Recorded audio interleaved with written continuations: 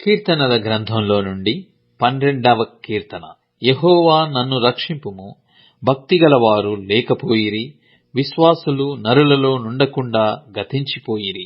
అందరూ ఒకరితోనొకరు అబద్ధములాడుదురు. మోసకరమైన మనస్సు గలవారై ఇచ్చకములాడు పెదవులతో పలుకుదురు.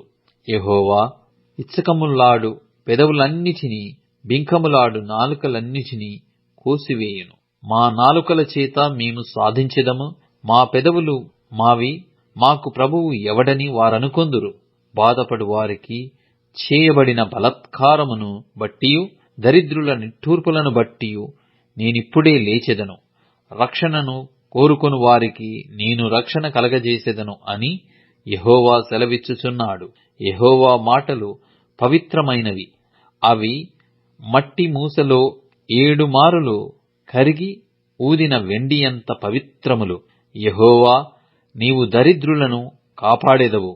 ఈ తరము వారి చేతిలో నుండి వారిని నిత్యము రక్షించెదవు.